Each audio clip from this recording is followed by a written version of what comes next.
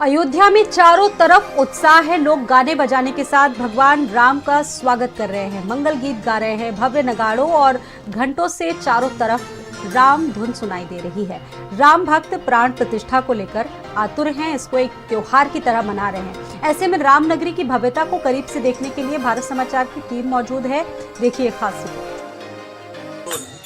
राम की धुन इस समय पूरे देश में गूंज रही है और अयोध्या की हर गली में राम, हर गली में सिया, हर गली में लखन और भरत के साथ हनुमान जी के भक्त भजन गाते हैं। ऐसे ही कार्यक्रम में हम लोग बैठे हुए हैं और आप देखिए कि यहाँ पर भी राम धुन की गूंज चल रही है लगातार। आप लोग ऐसे ही शाम में राम धुन चलती है? हम लोग बराबर आते हैं, यहाँ कार्यक्रम देने के लिए भी आते हैं और राम के प्रति श्रद्धा है। कहाँ से आए हैं? हम सुल्तानपुर से आए, राहुल पांडे हमारा नाम है। अच्छा जी, जरा राम के नाम कुछ हो जाए बेहतरीन खूबसूरत। आज प्राण प्रतिष्ठा के लिए मैं गाना चाहूँगा कि मैं इस निमंत्रण सबको देना चाहूँगा, एक बार अयोध्या अब आकर के देखें। अब अयोध्या नहीं रही पुरानी, अब अयोध्या एक नई अयोध्या देखने को मिलेगा।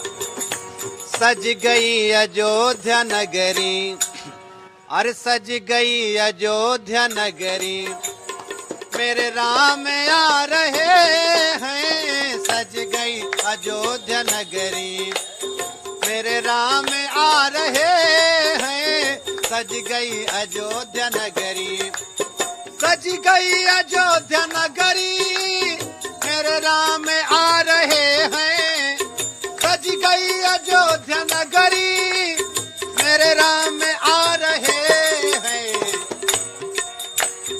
आओ आओ कर लो दर्शन, आओ आओ कर लो दर्शन, जग को बुला रहे हैं। आओ आओ कर लो दर्शन, जग को बुला रहे हैं।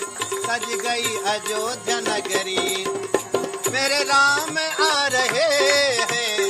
सज गई अयोध्या नगरी। लेकिन ये मंदिर बनने में, राम को आने में हमारे पूर्वजों ने, हमारे जवानों ने कितना देखा। कितनी हुई लड़ाई, कितने हुए बलिदानी, कितने हुए बलिदानी। सौभाग्य है हमारा, सौभाग्य है हमारा, जो देख पा रहे हैं। सौभाग्य है हमारा, जो देख पा रहे हैं। सज गई अयोध्या नगरी, मेरे राम आ रहे हैं। सज गई अयोध्या नगरी, मेरे राम आ रहे हैं। सज गई अयोध्या नगरी, सज गई अयोध्या नगरी, सज गई अयोध्या नगरी। बोले श्री रामचंद्र की। राम मंदिर के 22 तारीख को प्राण प्रतिष्ठा होनी है, लेकिन पूरे देश के कोने कोने से कुछ न कुछ नई नई चीज़ें आ रही हैं। और ये जलेसर से, ये एटा जनपद है, वहाँ से ये 2400 केजी का घंटा जो है वो यहाँ पर पहुँचा हुआ है। इस घंटे को, जैसा इन लोगों का मानना है कि इसे रामलला के प्राण प्रतिष्ठा वाले मंदिर में ही, भव्य मंदिर में लगाया जाए। और भारी भरकम ये जो घंटा है वो जलेसर से के, एटा जनपद के जलेसर से आया है। बड़ी संख्या में जो राम भक्त हैं वो इसे जो है ट्रक में लाद करके लेके आए हैं। कितने केजी का है और कहाँ पे ये लगवाना चाहते हैं, इनकी क्या जिज्ञासाएं हैं, हमें साथ बात करने के लिए राम भक्त मौजूद हैं। कहाँ से आए हैं? और सर मेरा नाम शुभम बंसल है और सर हम जलेसर तहसील जिला एटा से आए हैं। ये सर राम जन्मभूमि के लिए बनाया हुआ 2400 किलो वजन का घंटा है, विश्व का सबसे बड़ा घंटा है ये।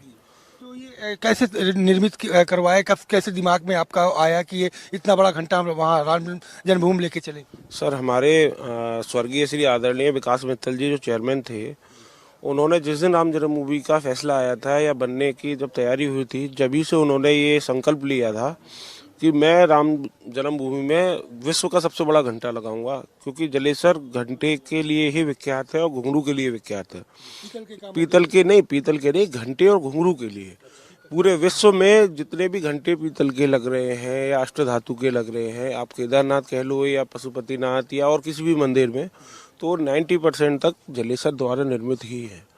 तो इसलिए उन्होंने संकल्प लिया था कि मैं इस घंटे को बनाऊंगा इतना बड़ा कि राम जन्मभूमि में ही लगेगा वो घंटा। लेकिन कुछ कारणवश उनकी मतलब स्वर्गवास हो गया, जिसके बाद उनके परिवार के श्री आदित्य मित्तल जी और उनके परिवार के लोगों ने इस संकल्प को पूरा किया और आज ये घंटा आपके सामने मौजूद है। इसमें कौन कौन सी धातु मिला करके बना हुआ है? इसमें mainly copper, zinc, lead, tin, gold, silver, aluminium और एक दो चीज़ और होती है। ये राम जन्मभूमि को अर्पित करेंगे आप? राम जन्मभूमि को अर्पित कर दिया। कल आदरणीय श्री चंपत राय जी बंसल ने इसे अपने सुपुर्द लिया है, उन्हीं की निगरानी में है और उन्हें उनके द्वारा हमें आश्वस्त किया गया है। और माननीय विधायक जी द्वारा हम मुख्यमंत्री जी से भी मिले थे, तो माननीय विधायक जी ने बात हुई थी और मुख्यमंत्री जी, हमारे आदरणीय मुख्यमंत्री योगी आदित्यनाथ जी ने भी हमें आश्वस्त किया है कि ये घंटा मंदिर में लगेगा और उन्हीं के द्वारा दी गई तारीख पर ये घंटा यहाँ पहुँचाया गया है। हमसे बात करने के लिए। तो आपने देखा कि ये 2400 केजी का भारी भरकम घंटा है, जैसा इन लोगों का दावा है कि ये घंटा विश्व का सबसे बड़ा घंटा है और राम जन्मभूमि के भव्य मंदिर में इसे लगाया जाएगा। मुख्यमंत्री जी से भी इन लोगों ने मुलाकात की है। तो पूरे देश से ही राम भक्त जो हैं अपनी अपनी इच्छानुसार जो संकल्प उनका था या उनके परिवार के लोगों का था, वो संकल्प के तहत वो यहाँ पर अपनी चीज़ों को लेकर के आ रहे हैं। और ये इसी कड़ी में आज जो सबसे बड़ा घंटा जिसकी जो वजन है 2400 केजी मानी जा रही है।